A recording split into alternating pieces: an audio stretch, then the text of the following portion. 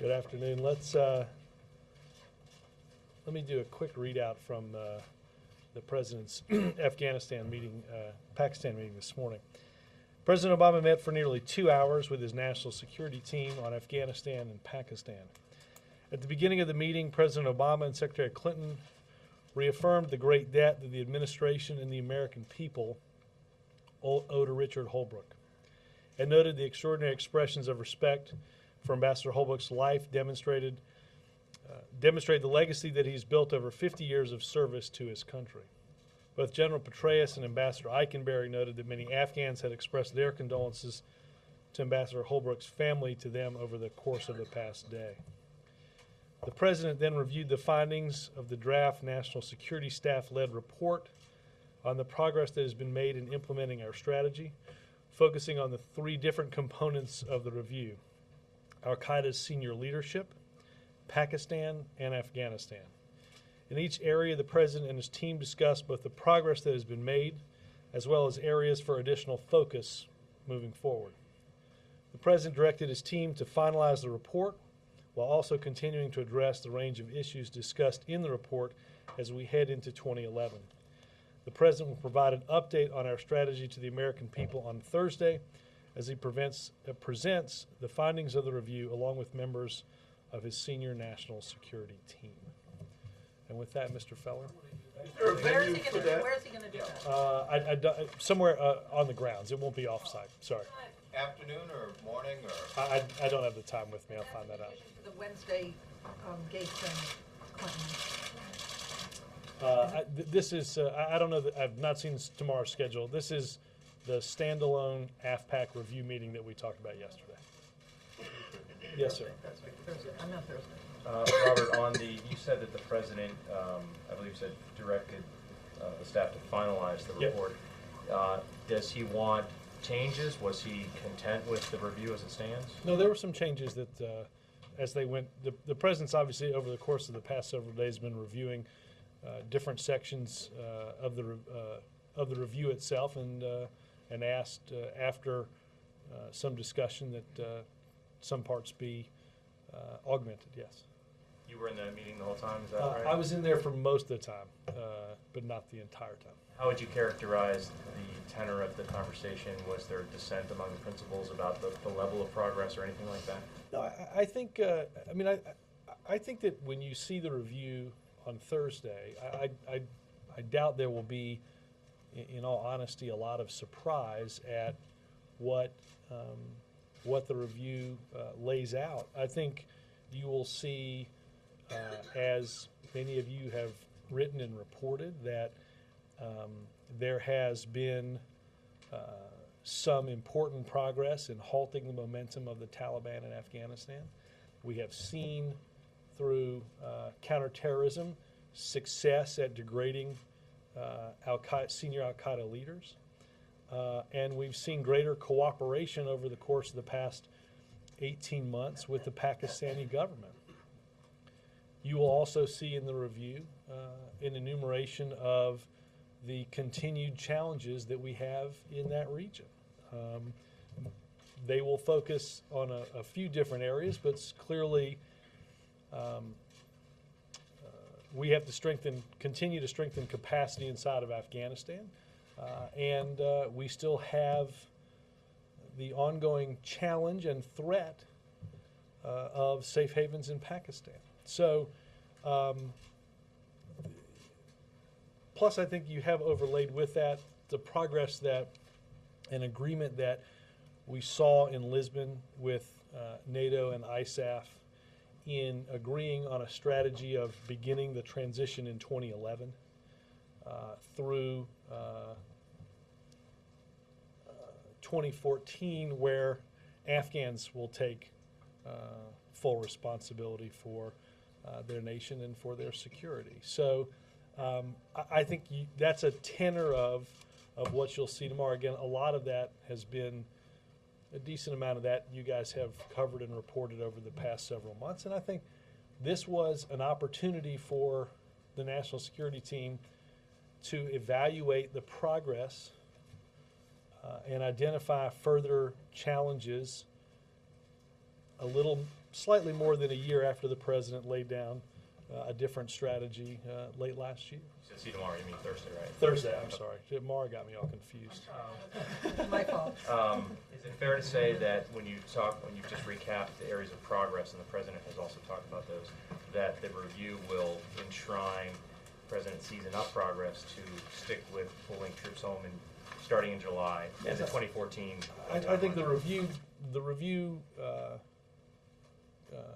as I said yesterday, will say that we are, again, we're making progress and we still have many challenges. That's not to say, but that the view is that our transition can and should begin, conditions-based transition of our added forces in July 2011, just as NATO also came to the conclusion of beginning to transfer some security in different regions and parts of the country at the beginning of next year.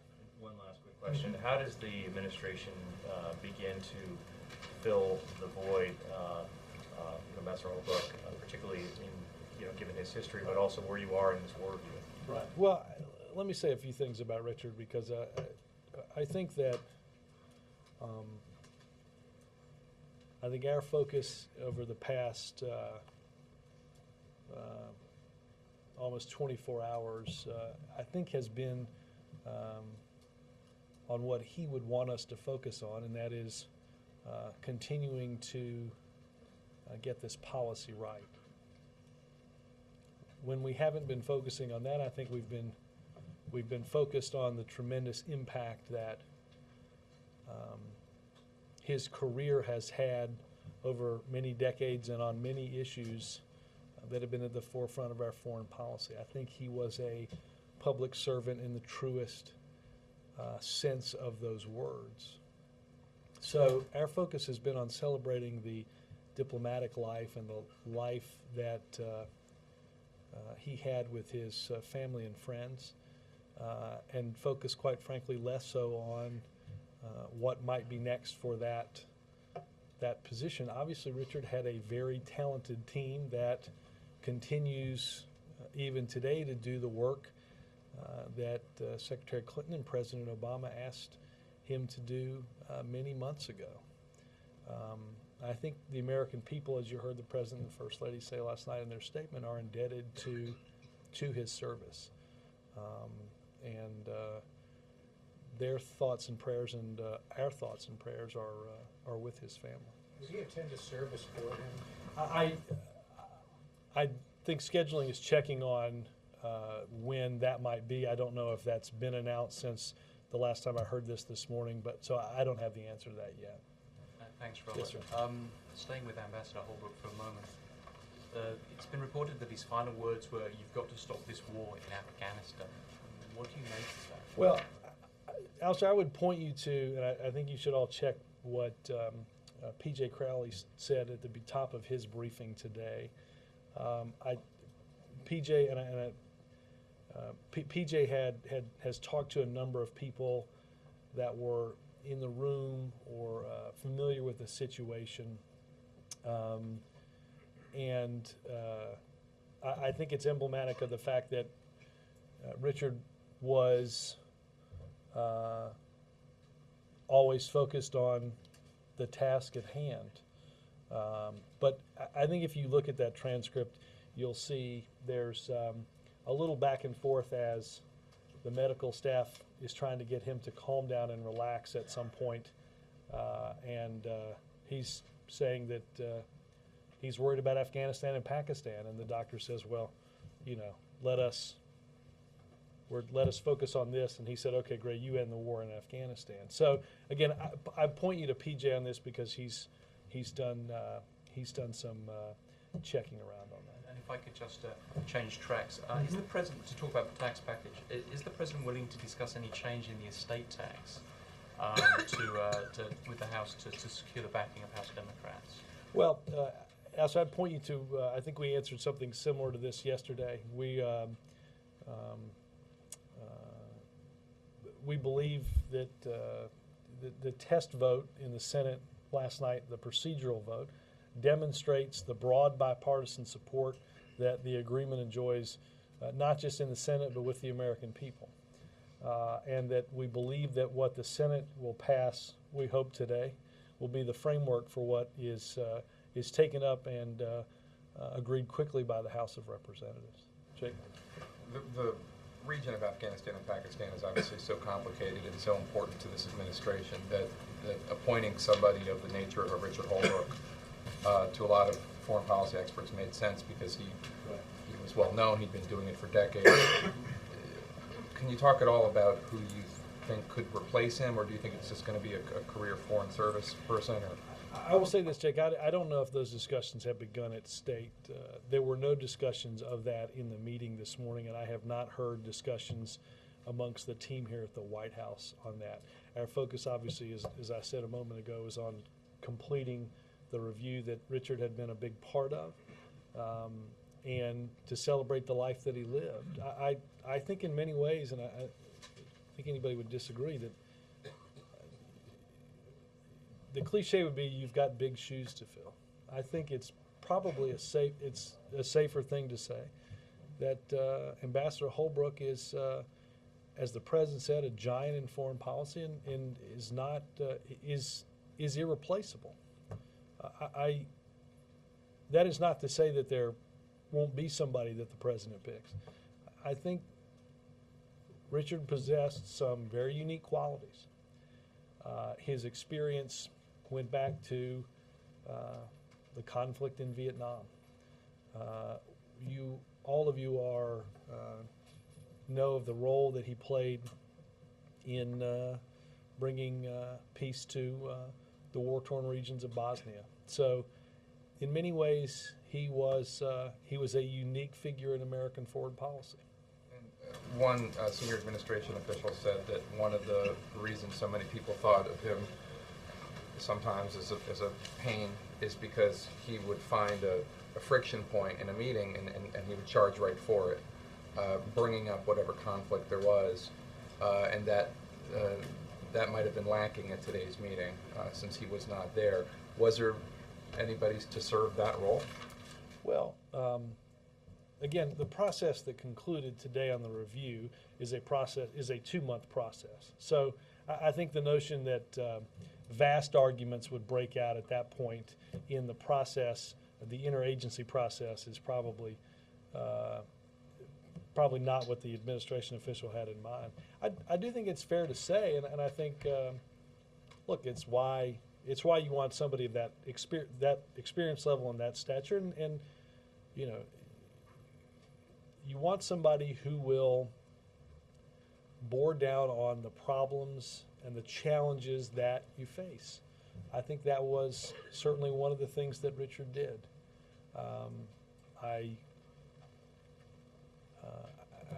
I'd have no doubt that his presence will be sorely missed. Again, I think he created and had a very talented team at the State Department that will continue the work that he did as somebody who played a big role in the formulation of the president's strategy and who was enormously supportive of the series of decisions that the president made at the end of last year, was that he was helping to carry out on the civilian side in both countries this year. Do you think the war is going better now than it was a year ago? I don't think there's any doubt. We have, and I think you'll see this from the review, and again, I preface it by saying it is not without its challenges. It is not without. We're losing more troops than we were a year ago. And I think that is the sad impact of having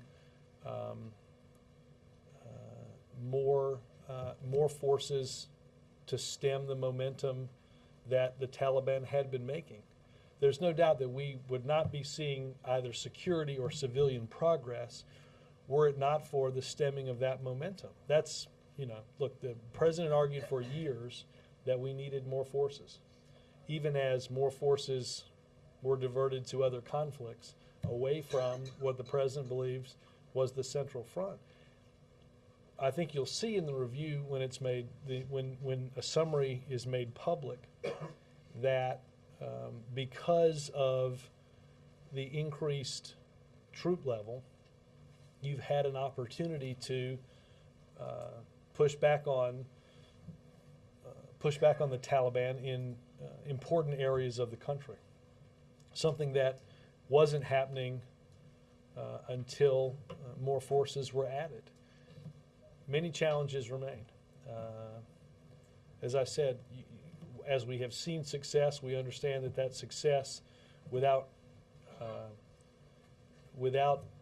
following up in the capacity building of either Afghanistan as a whole or those regions specifically, it's going to be hard either from a security or a governmental perspective to hold those areas. You've got to recruit, train, and retain a security force of police and army to be able to do that. You also have to create the civilian capacity that's necessary to deliver both the basic functions of either a regional or a national government, and continue to make progress in doing so in order to hold those regions.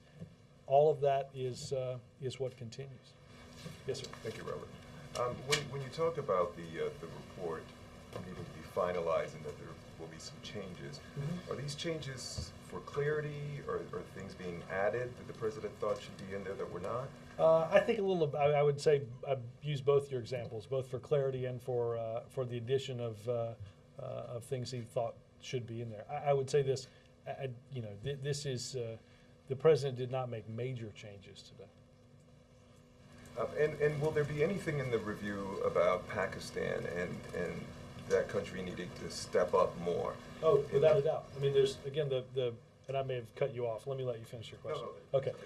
There's three aspects of the review: Afghanistan, Al Qaeda, and Pakistan.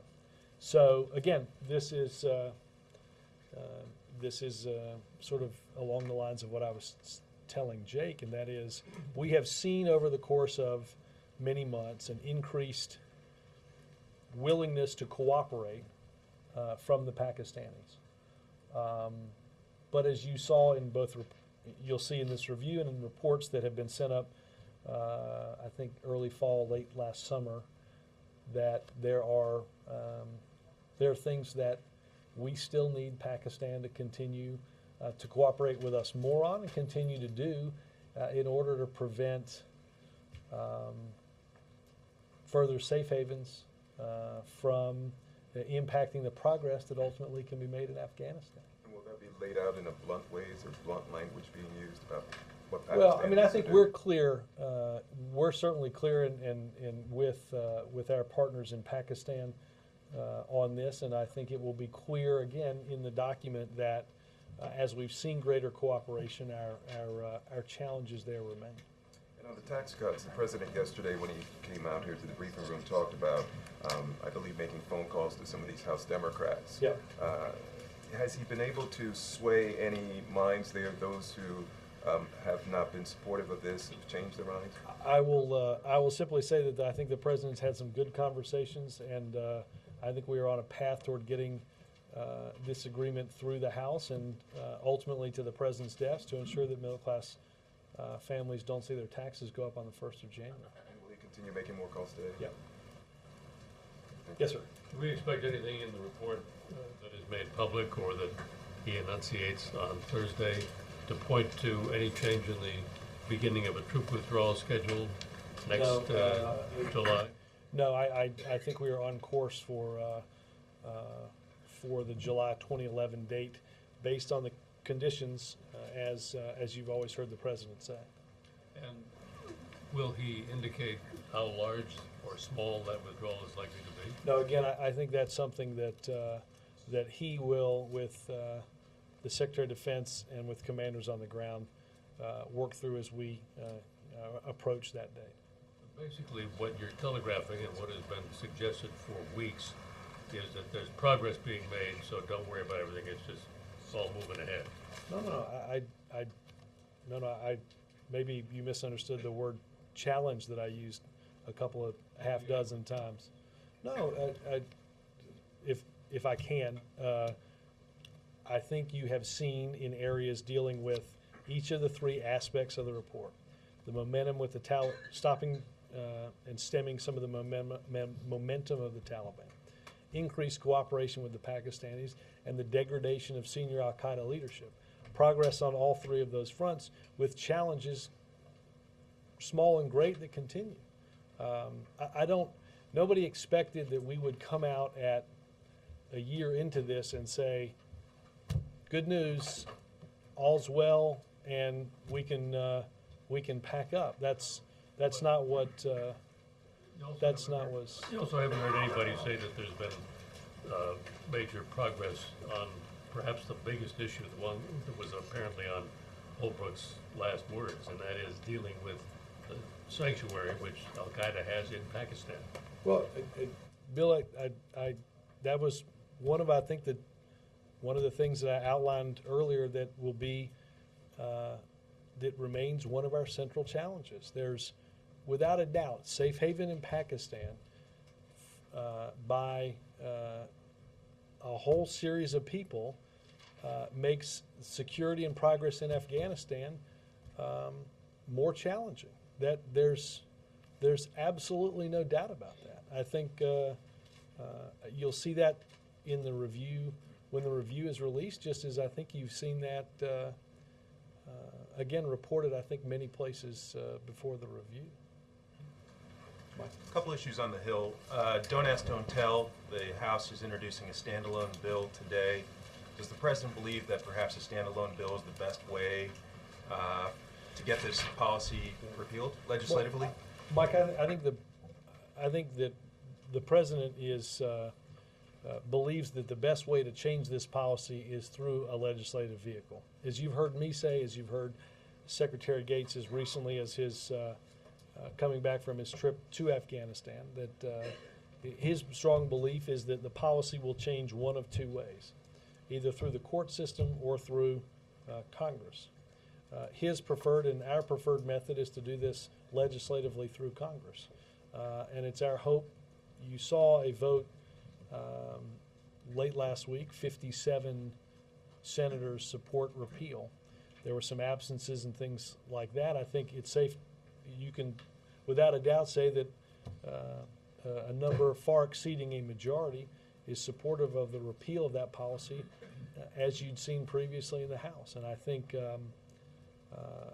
we have a strong chance to change that policy before Congress leaves the end of this year. As the calendar goes by, is the President becoming worried that time may be running out on this issue for this Congress? No, I think the President believes that there's time enough to get several things done. The tax agreement, I think, obviously passed an important procedural hurdle yesterday and hopefully will be agreed on by the Senate today. I think the House will take it up over the course of the next several days. I think the Senate's likely to move to consideration of the ratification of the New START treaty, which is also a strong and important priority of the President. Does the White House have a strong opinion about omnibus versus a continuing resolution? And I've heard back and forth on a bunch of different things, but obviously one of the things that has to be done before Congress leaves is how we're going to pay for the operation of government going forward. The omnibus, I'm told, is 1,924 pages. Do you worry that that could gum up things a bit? No, I just think it means a lot of people will be up late reading between now and, say, the 22nd or 23rd. Who's going to read that? I was going to say, I noticed during the healthcare debate that was a big thing, and I assume many members up on Capitol Hill, Mark. You really? No. I mean, I take them at their word. I take them at their word. Just so we understand the frame for the AFPAC review, it was just a review of what's working or not working in the execution of the strategy. You did not examine the strategy. No, we absolutely. I mean, there was a comprehensive 2-month review of where we are and what. Look, the President set out a series of goals in his West Point speech. Are we making progress with this strategy on meeting those goals? What is working? What has to be refined? What progress have we made? What challenges persist, and how do we address those challenges? So a question, if the beginning of this review was, is this the right strategy after all? Because it Yes. felt like administration officials were downplaying whether or not this was a review on the order of what we saw last year when they were looking, Well, I should we do don't- counterinsurgency or should we do counterterrorism? Well, I don't, look, this was not this was a 2-month review process that worked through the interagency. You saw the list of people at the meeting today representing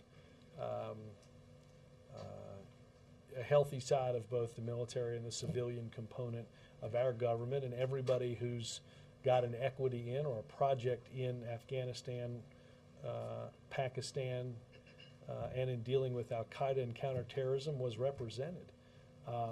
There weren't 13 3-hour meetings with the president because, and I think it's important to understand that, you know, the president had these meetings last year ending or culminating in the announcement of the strategy and the speech at West Point.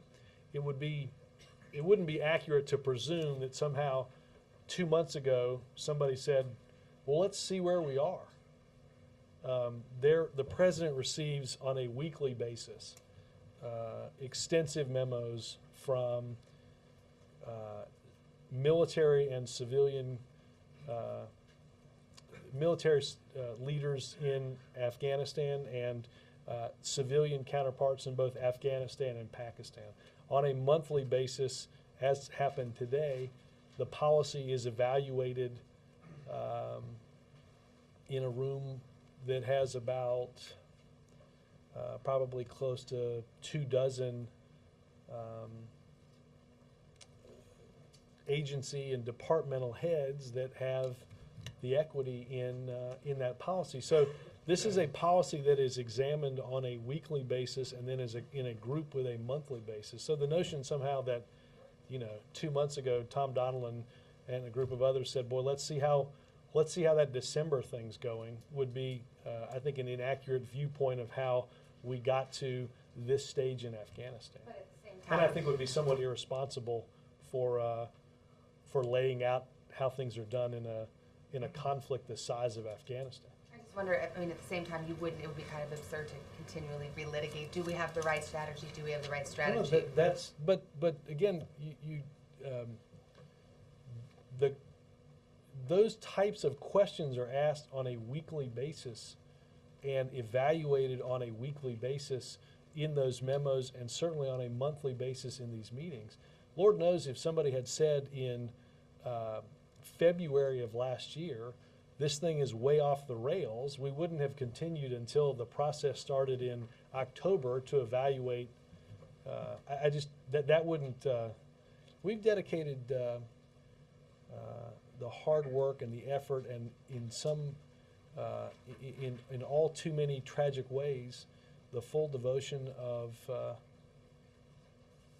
men and women in our armed forces not to take an honest and clear-eyed look at this approach every single day that we've had it. That seems to contradict, though, what senior administration officials told us just a few weeks ago. They said that this is diagnostic, not prescriptive. Again, Sam, I think it's important to understand that this is a process that happens every week and every month. I guess it's the notion somehow, again, as I was telling Savannah, the notion somehow that the president had a series of 12 or 13, I forget the exact number, of 3 or 2.5 hour meetings, and we just now have, over the course of 2 months, evaluated where we are, would be inaccurate. I do think this is, we did not sit down 2 months ago and say, okay, is this working? We've been doing that every day since the president enumerated his policy. We wanted an evaluation as to where we were on the goals that the president had laid out. Where were we on the implementation and time of achieving those goals, laid on top of Lisbon, which just set forth NATO's policy that in 2011 we're going to beginning of 2011 begin to transition security for regions and areas in Afghanistan to Afghan control, concluding with their control at the end of 2014, and evaluating the progress we've made and what needs to be looked at and where we are. But again, the notion again that, and maybe we were wrong in saying this last December, The December review was not to start in October or November to see whether we were on the right path 10 months ago. That would be, I think that would be to ignore the efforts of, as I said, people that give their last and full devotion to keeping all of us safe. I think where I'm confused is, I mean, you seem to be telling Savannah that what's still being litigated is whether or not it's the right strategy, not whether or not the strategy is working. No, again, this is, throughout the course of the year, in every meeting that the president has with David Petraeus and Carl Eikenberry and it was Ann Patterson, our new ambassador in Pakistan, this is the notion somehow that we would have gotten this far in and somebody said, hey, this thing's way off track.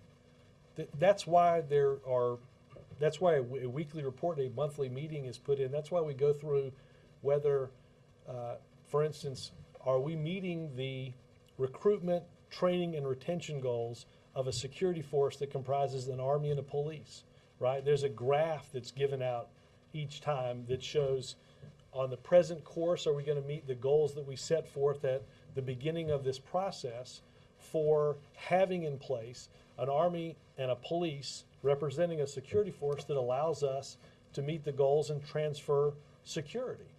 Are we doing that? How many did we recruit last month? How many stayed? How many got trained? What are they doing? Where are they? Are we on, again, a course to meet that? So that's done in a constant thing. Jonathan? Hold on. Go ahead. As you mentioned, the START treaty is probably going to be coming up, might actually be coming up tonight, but the debate will really begin tomorrow. What is the president doing to make sure that comes, gets the 67 votes? And some Republicans are talking about moving to strike the non-binding missile defense language out of the preamble of the treaty. And I'm wondering if you see the treaty text as inviolable, or would you entertain changes to it? I will check with NSC on the language. I think it's pretty clear that when people like James Baker and others say that this is a treaty that will not affect our ability to conduct missile defense, probably there's no better example than at a meeting in Lisbon by NATO, where many encouraged the Senate to ratify this treaty. We also finally went from the theoretical to the reality of a missile defense shield for Europe that also protects America. So I think the notion that somehow those were in contradiction of each other were in many ways addressed there. The president has tasked the vice president specifically with and the vice president has, over the course of many weeks, been making calls and visits to the Senate. I think it's clear that if you look at the number of Democrats and Republicans that have said they're supportive of this treaty, that number is at or exceeds 67. And certainly that's crucial and important. That's the number we need, and that's the number that we expect to exceed when this is passed. And one other thing, Harry Reid said today that it's possible that they're going to take care of whatever they can towards the beginning of next week, then go home, and then come back for more votes between Christmas and New Year's. Would the president cut short his holiday for that? I'm not familiar with that statement, so let me check with folks on that. Roger. Yeah, on the CEO summit tomorrow, of the names that I want to say that I'll say this for like the 83rd time. Whenever 3 or more people get into a room, summits generally happen in Iceland and involve trench coats and nice hats. But this is a working group of, right, I know 3 people have a beer in the Rose Garden, and all of a sudden there's like a cable chyron of all this stuff. So go ahead. The CEO working group. I know exactly what you're talking about, Roger. You are the head of the class. Yes. I know there's probably somebody at Bloomberg right now scurrying to find different letters to plug in lieu of summit. Okay. There's a couple of repeats CEOs GE, for example, Dow Chemical, PepsiCo. Are we going to see new faces there tomorrow? Well, I think that, look, this obviously is part of an ongoing discussion and working arrangement that the president has had with CEOs over the course of many months, whether we've had them in for Roosevelt Room discussions, whether he's had them in for lunch or dinner. I think some of the nation's largest employers, many of them haven't changed their CEOs. So obviously there's some continuity to people that you've seen before, but I think you'll also see people that that have also not spent a lot of time here. The president wants to hear from them about what they see in the road ahead for the economy and ideas that they have on continuing our economic recovery. And will he make any appeal? There's a lot of cash sitting aside. The president's mentioned, you mentioned. Will he make an appeal to them to spend some of that? Well, I think the president will want to have a discussion about what steps. I think whether it's something like the business expensing or the research and experimentation tax credit continuity that are important certainty for business, and the president will want to know, just as they'll want to know what steps we're taking to ensure that those tax credits are there, that what steps are they going to take as they see an economy get stronger and as demand picks up, how they're going to structure and invest. And is it morning or afternoon tomorrow, or what? I think he goes over in the morning, but I think he's over there for a bit of time Yeah, tomorrow. a related question. He met with Warren Buffett and Bill and Melinda Gates today. Part of the meeting was their program to get wealthy to put some of their wealth toward programs and stuff. Did the three of them, by any chance, ask the president to do any pledging on his own? I don't know. I mean, obviously the president. Well, I think it's pretty clear that the president is not quite in quite in the billionaires league of what do you do with your money. Obviously the president has. I think the president would believe strongly, and I think you can see from the donations that he's made on an annual basis that certainly for those that have been blessed, that ensuring the opportunity of those, ensuring the opportunity of others is important to him, and clearly it's what brought the Gates and Warren Buffett here Would he today. be willing to consider such a pledge? Well, at some again, point? I think he's. I don't think he's, like I said, quite at the income club that of those other two. But I know that his charitable donations are something that are tremendously important. Did they discuss the tax debate at all? I have not had an opportunity to talk with the president after the meeting. He went pretty quickly into the Afghan review, and I have not had a chance to talk to him about it. Mark. Just another question about the CEO working group meeting. It's working. It's working, All see, right. you got us trained. Good thing is the Chiron makers at NPR will not have to.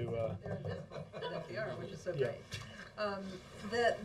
Yesterday you talked about trade as something that you thought Yeah. was a area of agreement. Yeah. But there must be a whole list of things that you see coming up in the year, whether it's tax reform, deficit reduction, infrastructure. I mean, could you talk about other areas where you think that the relationship will be different than the Well, again, I think intention there's we a saw series of, and look, we'll have more to, and the president will have more to say on this before he goes tomorrow. But I think, as you mentioned, there are a whole host of important economic ideas and important things that you've heard the president talk about. I would point you to the speech that he did a little more than a week ago in North Carolina as an important marker for what he sees this country has to be involved in order to create opportunities for people here at home, and how obviously that is directly related to businesses and employers. We are not going to see a sustained economic recovery until we see that it is sparked and led by the private sector. And so I think whether that is, and you've seen again some of this over the past couple of weeks, whether it is agreement on a free trade agreement that will open up important developing, either developing markets or fast-growing markets for our products and creating jobs here at home, whether it is an investment in a sufficient infrastructure for the 21st century, whether it's education reform. There are a whole host of things I think that the President is interested in both talking to and hearing from CEOs on this tomorrow. You've been asked before about why so much cash, why they're sitting on so much cash even though their profits are going up. And you said in answer to Roger's question that you seem to accept the argument that it was about certainty, that they were sitting on the cash because my answer was to say I think while they're going to say they're looking for certainty in certain things like expensing, which was something that the President, look, consumer demand is what drives economic growth, and that's what drives decisions on whether or not, if I'm trying to sell you something, I'm going to make more of them if I think the demand is greater for you to sell them. I think you don't accept the argument that we're holding, businesses aren't investing because they don't know what the tax structure is going to be. No, I think it is helpful to, like, take business expensing, right?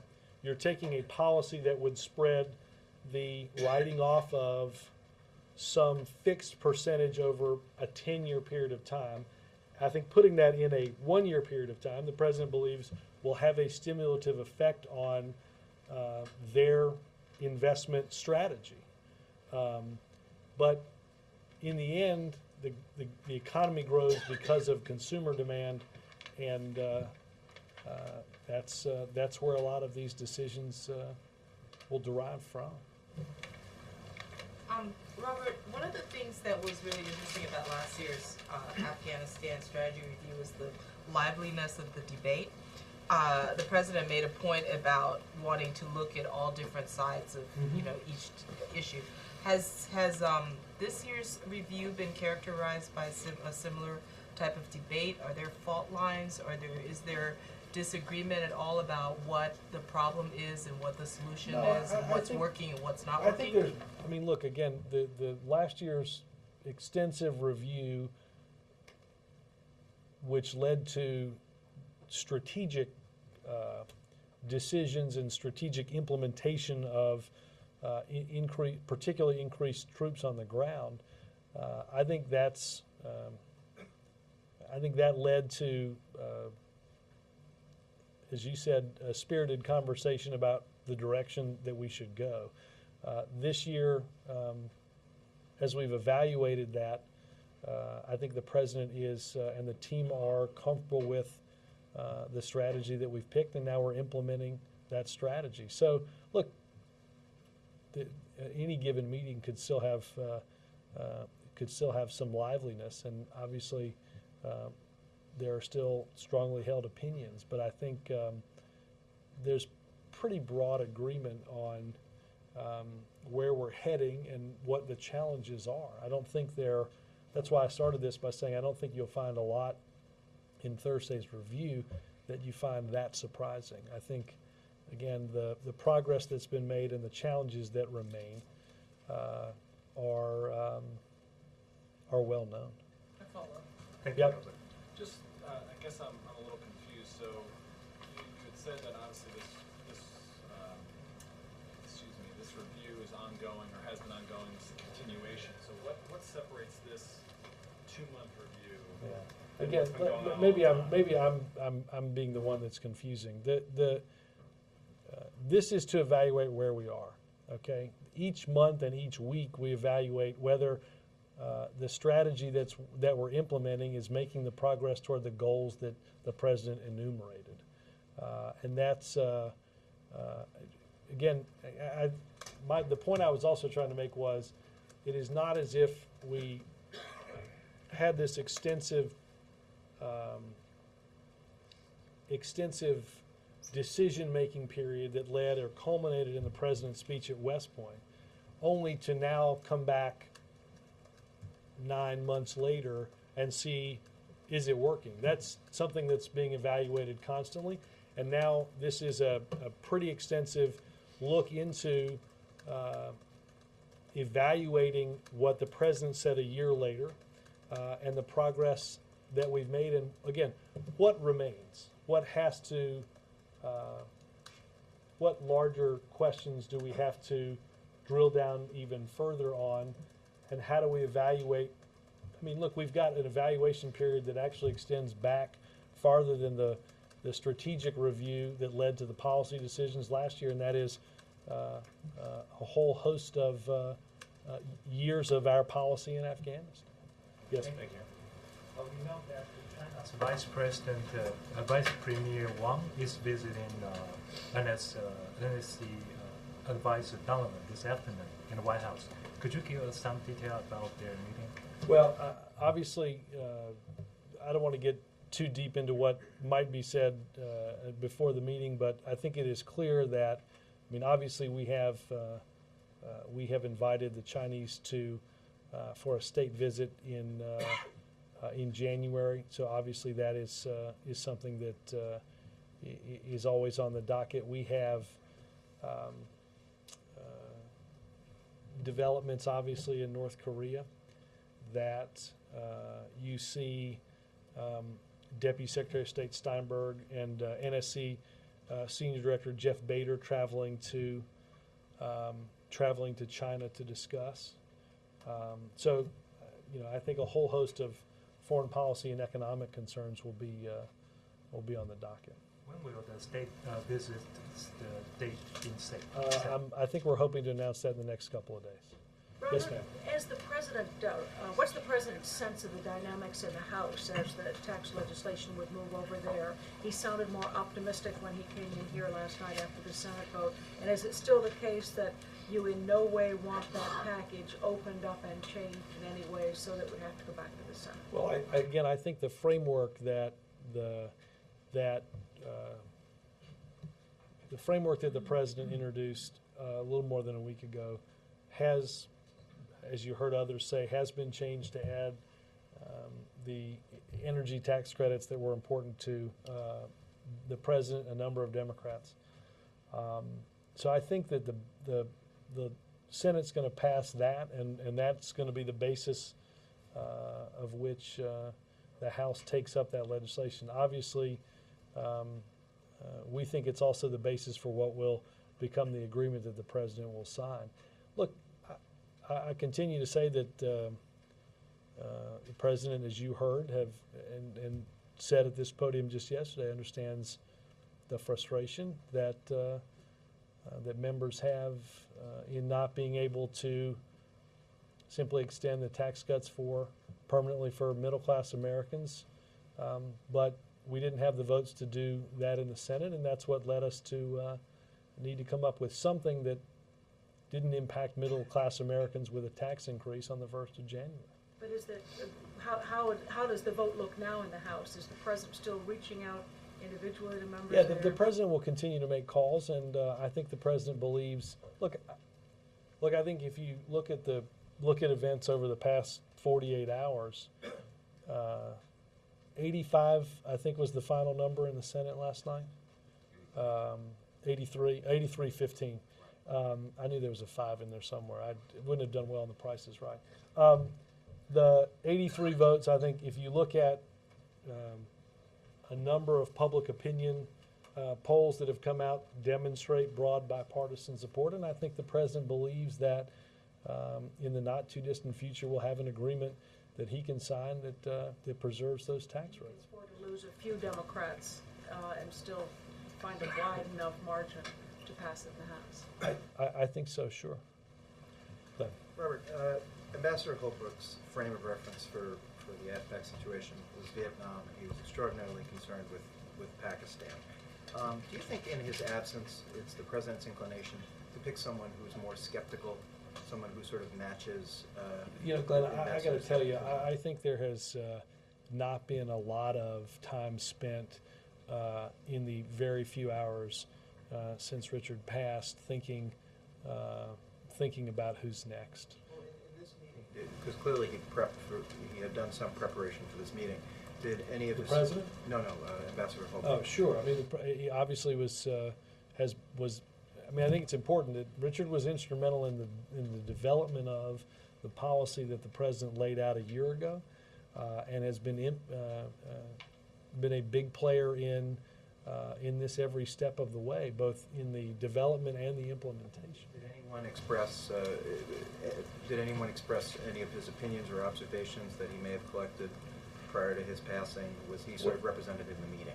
Well, I mean, look, I think, again, I think the challenges that we have are well known and well documented to you and to the many people from a policymaking perspective that are in that room. Secretary Clinton, certainly foremost among them from the State Department. Again, I don't think we've spent a lot of time here working through who will occupy that position next. But the larger issue isn't necessarily about personnel. The larger issue is you described a process today that seems to have gone fairly harmoniously. And you can say many things about Ambassador Holbrooke, but harmony was not his first priority. Well, no, I look, and don't misunderstand me. Harmony's not what has led all of these meetings, or it's not the intended outcome. The intended outcome is to get the policy right. If one has to break a few eggs in order to make the omelet, people get that. That's happened certainly at every step of the way, and I think you mentioned Pakistan. Pakistan was a long point of discussion in the meeting today. I don't have any doubt that Richard's views were well represented on that score. Marta? Thanks. I had a few brief questions about the Thursday review. Can you tell us how many pages it will be? Can you rule out that it would call for, or that the president would call for, sending any additional troops either to Afghanistan or anyone else as a result of the policy? The document does not call for any additional force changes. I think the document, as I said, will show that we're on track for July 2011. Obviously, the president asked for some changes in the document today, so in terms of the number of pages, I don't know. Obviously, there's going to be, there's two versions of this. There will be an executive summary that we'll put out publicly, and then obviously there's a top secret and classified version that has been constructed as well. In terms of the Al-Qaeda part of the strategy, beyond dealing with Pakistan and Afghanistan, will it deal with a QAP? Will it deal with Yemen? And can you give us some foreshadowing? Not that I'm aware of. Again, our focus on this was best I'll double check, but I think this is focused only on Afghanistan and Pakistan. And then, are we looking beyond the president's statement on Thursday at any kind of a speech that's remotely akin to West Point, where he broadly and in depth addresses the American people about a year after the speech, or did he basically do that in Afghanistan when he was there last week? No, I think. I mean, look, I think there's no doubt that how the public views our efforts, I think anyone would admit to you, is important in the overall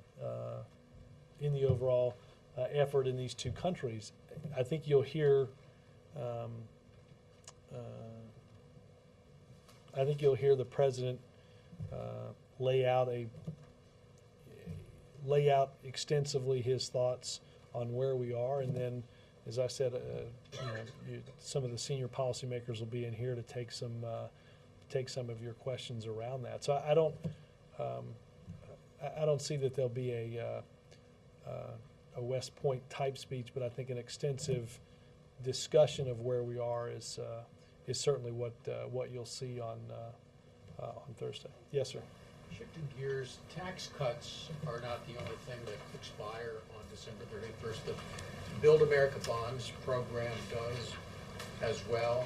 Over the summer, the National Conference of Mayors and League of Cities have set its so essential to them that in its absence, they're now warning of potentially up to 500,000 layoffs at the state and local level, and withdrawing these subsidies for municipal bonds, that they're really concerned of the impact it would have. Why didn't the White House fight more for the extension of the Build America Bonds program? There were a lot of things that the president wanted to see that aren't in this agreement. Obviously, the Build America bonds and other things are things that the president believes are important. Obviously, I think there are obviously there are a series of budgetary concerns that are at a state and local level that I'm not entirely sure all of that is a result of or could be remedied with Build America bonds. But obviously, it's an important investment that the president and the team put in the Recovery Act. And look, there are things that we'd like to see extended that just aren't in this agreement. If states like Illinois and California that are particularly in dire straits came with their tin cup in hand, where the White House agreed to, maybe, is there another bailout for the states in the works? Is that something you'd consider? I'm not aware that there has been a bailout for the states that was previous to your question through today. these subsidies, which are in effect. Well, I don't think investing in infrastructure is. Maybe I'm misunderstanding the premise of your question, but I don't think paying down on a municipal rate for a bond to invest in infrastructure is a bailout. I mean, that's how we build schools. I don't think that when we build schools we consider that a bailout. Bill? Robert, just to clarify one thing. You mentioned senior officials perhaps coming in the briefing room. Yep. Yesterday you mentioned perhaps Secretary of Defense and the Secretary of State. Is that the plan? That is, or that was schedule permitting, and I have not double checked on that. But that is my hope. And on another scheduling item, I know the President's meeting with CEOs tomorrow. I keep saying tomorrow, don't I? Yeah, Thursday. I'm sorry. Thursday. Tomorrow got me so. But tomorrow he is. Tomorrow's meeting, AFPAC summit. Tomorrow he's meeting with the CEOs at the working group, right? Come on, guy. I know it's been like 45 minutes, but come on, that was pretty good. Go ahead, Bill. I'm sorry. My question is, on Friday, he is meeting Friday afternoon with a group of labor leaders. Yes. Can you tell us what that meeting is about and who will be attending? And is that a summit? It is part of the ongoing effort. As I said yesterday, the CEO meeting is part of it. Meeting with economists that represent the left and the right of the political spectrum last week. There's look, I think the president, we're heading into an important year in our economy. And the president wants to hear from a series of different perspectives on what their ideas are. So, as you said, we'll see labor leaders on Friday. We'll see CEOs on Wednesday. We've seen economists over the past week, and I think it all gives the president and the economic team here a full understanding and a candid discussion of the ideas that are available and where they see the economy heading. Carrie? Yeah, thanks, Robert. Just a couple questions. Most people believe that START would pass early next year, even if it weren't taken up this year. Why prioritize? Why is the White House prioritizing? I'm not sure that the argument inside of here has necessarily tracked the premise of your question. So you actually don't believe that it would pass next year? I know this. The president would like to, because more than 67, the number needed for ratification, have said this year that they supported. I don't know why you'd put off till next year what the president believes we can get done this year. Okay, one more question. The Commandant of the Marine Corps, General Amos, has spoken out a couple times, out of the context of hearings where his opinion is asked for within, congressional hearing. That's one thing. But just off the cuff to reporters, again today spoke about lifting the ban being too distracting. And he said, quote unquote, "I don't want to lose any Marines to distraction. I don't want to have any Marines that I'm visiting at Bethesda with no legs." Is the president worried about? Is the president? Sorry.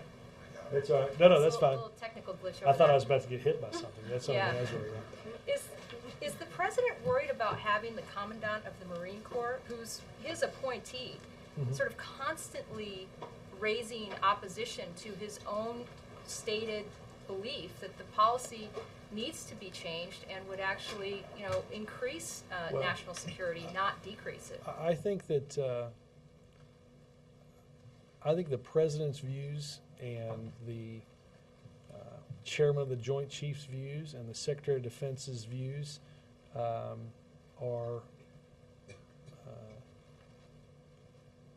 fairly well known. I think the president, as the commander in chief, has a strong viewpoint. I think backed up by the survey conducted by the Pentagon as to the attitude of the men and women in our military, that this can be done in a way that strengthens our national security, preserves the best fighting force in the world, and most importantly, does away with a policy that he doesn't think is just.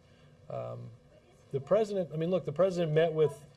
I mean, the commandant is continually challenging the assumptions of the commander-in-chief, I think their views have been. I think their views are very well known, just as the commander-in-chief's views are very well known. I think if you look at the commander-in-chief, the head of the Pentagon, and the head of the chair of the Joint Chiefs, you'll find unanimity in the belief that it's time to do away with this policy, and that's exactly what the president is working to do. I think what's also important is the Senate has clearly taken the views of all of these players into account, and last week, as I said, well north of a majority of those people said it was time to end this policy. So I think that's what we're on the verge of doing. I'll go to Tommy, and I'll go here, and then I'll head back. Thanks, Rob. I just have one question and one follow-up from yesterday. First, does the White House have any reaction to reports of conflicts of interest regarding the judge who struck down the healthcare law? I'm sorry, say the first part again. Does the White House have any reaction to reports of conflicts of interest regarding the judge? I don't have any reaction particularly on that. I think if you look, there was a lot of commentary on yesterday's ruling. I think it is important to get a couple of points of perspective. 11 cases challenging the constitutionality of some portion of the health care bill have been dismissed. 2 federal courts have actually upheld the constitutionality of the very provision that another court ruled differently on yesterday. And as I said, 115 miles apart, 2 judges in the same Commonwealth came to different conclusions. I think if you really look at the ruling, the thing that I'm struck by is, quite honestly, the narrowness of the ruling based on the petition that the Attorney General made. The Attorney General, and I think, to be clear, the Attorney General wanted the entire piece of legislation based on proving what he thought was one segment of the bill unconstitutional, that the whole bill would be struck down. The judge actually, despite the lack of a severability clause in the larger legislation, severed his ruling on the mandate away from the rest of the legislation. The practical impact, because the only thing the judge dealt with was one aspect of the legislation to be implemented in 2014, there's no practical impact at all as states move forward in implementing the decision or implementing the law that Congress passed and the President signed. So I think Sounds like you're saying it could have been worse. Do you think that the fact that it could have been worse means that the conflict of interest is just actually an appearance? I don't have Tom, anything with me on what you asked me about the conflict. I think what I'm struck by is less that it could have been worse, but just how narrow it was. And again, we talked a little bit about this yesterday, but a lot of coverage happened for just 2 weeks. Not a lot of coverage happened for something 2 weeks ago where a judge in a different district in the same Commonwealth ruled and upheld the constitutionality of the very same provision that a judge ruled differently on yesterday. What I think that means is that this is some aspect of this is going to wind its way through the legal process as states move forward and as the judge explicitly let the states move forward on dealing with the law that Congress passed. I think I think the notion somehow that there's some historic crack in this is not held up by what the judge actually ruled on. Well, Yes, sir. I just wanted to follow on the Haiti question from yesterday. Did you get? They've got somebody looking. I think, if I'm not mistaken, I think what Senator Leahy is head of the Foreign Operations. I think Foreign Operations subcommittee for appropriations was discussing something about as we've evaluated the election. I don't have anything. Yeah. Yes, sir. Yeah, thanks, Robert. No, right behind you. Oh, I'm Yeah. sorry. Thanks a lot, Robert. Just returning to Afghanistan. In the last 6 months, the president has lost his top U.S. commander in Afghanistan with the resignation of General McChrystal, and now with the passing of Ambassador Holbrooke, he's lost his top U.S. envoy to the country. And I just wanted you to weigh in how big these losses are to the war effort, or in your view, in the president's view, is the war effort, the strategy for dealing with Afghanistan bigger than any one person? Oh, it of course is bigger than any one person. Obviously, Richard had, as I said earlier, a set of experiences that made him crucial and important to this effort.